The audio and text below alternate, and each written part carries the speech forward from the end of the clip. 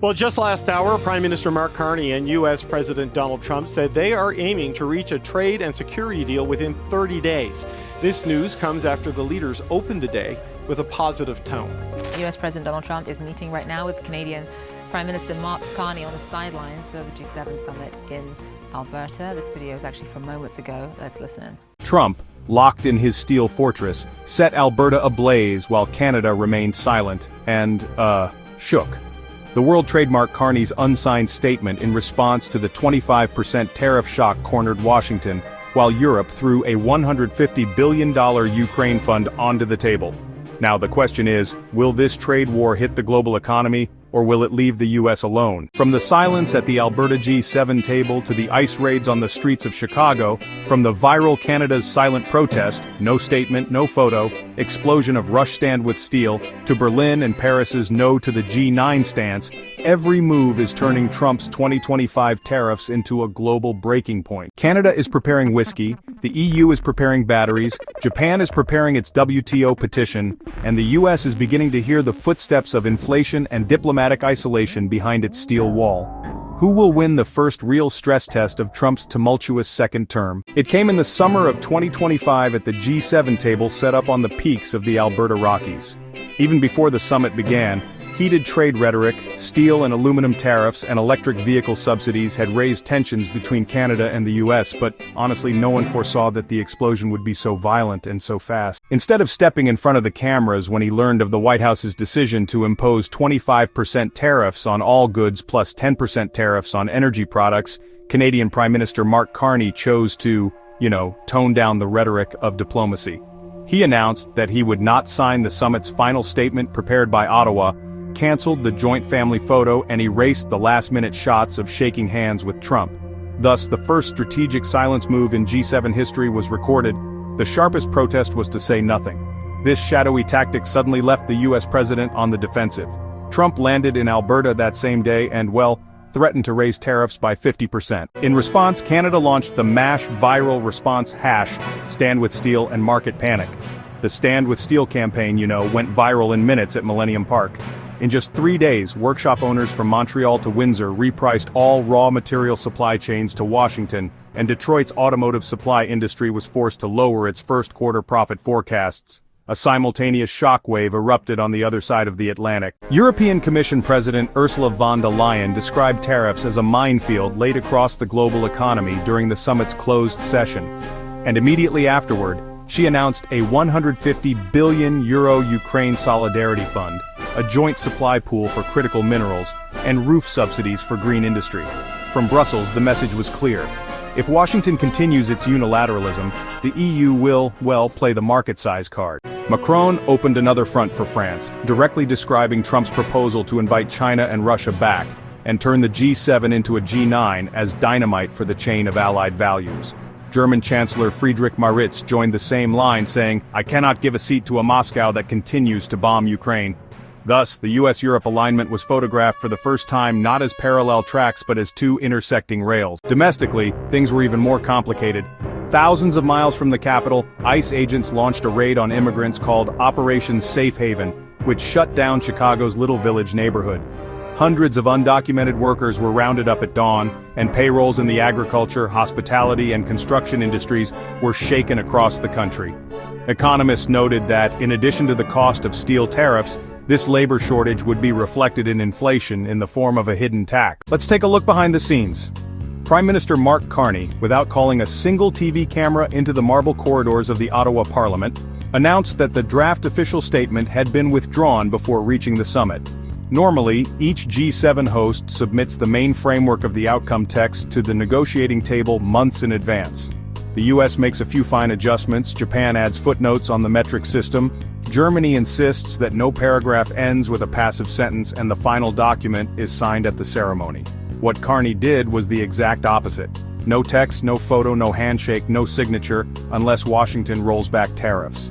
In diplomacy, silence is sometimes the loudest protest. At that moment, Canada lowered its voice on the pulsating global trade stage and grabbed the megaphone. Unlike the abstract transatlantic harmony of the Biden era, or the pivot to Asia rhetoric of the Obama years, Trump's new era was as noisy as a rough cogwheel. There was a scenario, similar to the steel war of 2018, but this time it was equipped with punitive tariffs. When the 25% tariff was announced, the Toronto Stock Exchange lost more than 8 points in just 2 days. Half of this was psychological, and half was the real impact on raw material costs. Overnight, shifts were cut at 3 large foundries in Ontario, with workers gathering outside the union office to ask, is this a 2-week or 6-month shutdown? Even the Conservative provincial premier, who appeared to be opposed to Carney, approved Ottawa's coordinated package of retaliatory measures. The retaliation plan was simple: whiskey from the United States, Harley-Davidson motorcycles, Georgia peaches, Nebraska beef, and an entire list of chip supplies would be slapped with tariffs ranging from 25 to 40%. For the first time in Canadian history, the entrenched NAFTA reflex was bypassed. The Allies' products are exempt rule was shelved, and Europe, did not remain a spectator. Ursula von der Leyen, when she took the stage in Alberta, pushed her speech notes aside and first said, "Tariffs are taxes." Then she added, "Taxes are bills. The bill goes to the final consumer, that is our citizens." She then listed a 5-point proposal that may have permanently changed the tone of the entire summit. The retaliation list included whiskey, Harleys, peaches, and chips. The plan was to increase the budget for the European Chip Act by $50 billion. It also involved the European Investment Bank in the direct procurement of rare earth elements from the Congo and Gabon, creating an additional $150 billion macro-financial grant loan package. So, Japan filed a complaint with the World Trade Organization over steel. Mexico, for its part, began preparations to sue the United States in order to avoid being condemned to double tariffs during asylum policy negotiations.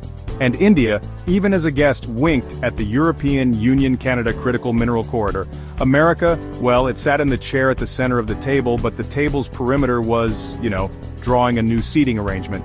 Meanwhile, the G7 Protocol Office was quietly dealing with a crisis. The classic family photo would not be taken at the end of the summit because Carney's joint photo condition had been made conditional on the reversal of tariffs. The U.S. trade representative left the table without reaching a compromise statement after 4 separate bilateral meetings. Trump refused to accept that Canada had closed the photo corridor.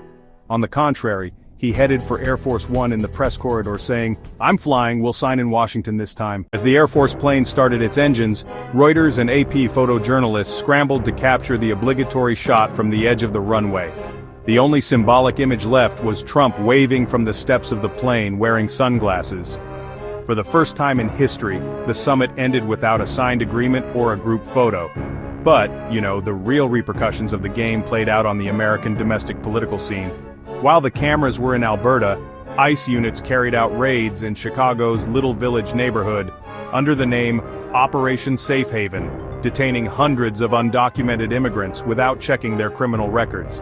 The Trump administration presented this as the launch of the largest deportation campaign in the history of the country. The business world, meanwhile, pointed to the tight labor market, while the tariff shock made every steel roll more expensive. The simultaneous contraction of the labor supply, from restaurant kitchens to agricultural fields, was fueling cost inflation.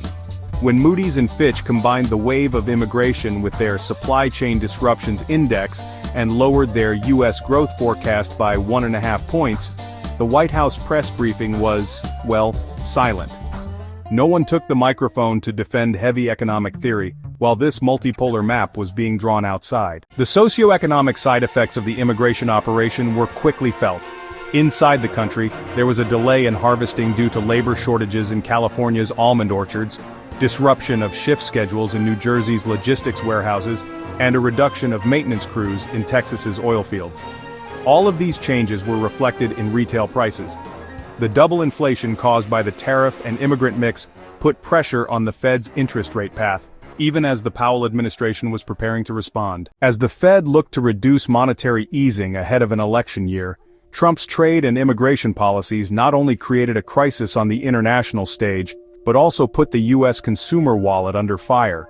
Looking at the bigger picture, the Alberta G7 really shook the post-Cold War order's U.S.-led Democratic club framework in its most naked form to date. Carney remained silent. The EU raised its voice. Japan ran to the WTO. Mexico drew up its legal roadmap, and the African Pacific countries sniffed around new free trade offers. All of them were basically asking the same question out loud. alignment with Trump's US, or a plan without him? So, what happened in the end? The G7 did not disintegrate, but it definitely changed shape. The club, which used to be synchronized to Washington's rhythm, is now more like a multipolar amateur orchestra. Europe, Canada, and Japan linked free trade corridors and put a plan B without the US on the table, while Trump's team continued to pressure NATO allies to increase defense spending. Still, no capital was committed to locking in a 5% budget target. The Alberta summit may go down in history as a silent breakaway. Carney's unsigned statement made more noise than Trump's loud tariffs. Now the global economy faces a new question. Is America willing to remain alone behind the wall it has built with tariffs, or will it stop testing the patience of its allies and return to the table with real solutions? For now, the picture is as follows. The US is building a silent wall of isolation. Canada is turning silence into a diplomatic weapon. Europe is raising its voice and mobilizing alternative funds. Asia is building bridges in both directions, and the IMF and World Bank are removing the risk of uncertainty from their growth forecasts. The 2025 Alberta G7 was such a moment of rupture that it will go down in history without even needing the camera shutter to click. If Washington continues to flex its muscles by doubling tariffs instead of revising its trade game plan, the next summit may have to look for a host that does not want to carry the G7 sign. In such a world, the noise of steel presses will cost more than the silence of diplomats, because the global economy always measures leadership vacuums in terms of raw material prices. Until an answer is found, steel price charts and exchange rates will continue to silently write the bill for this diplomatic vacuum.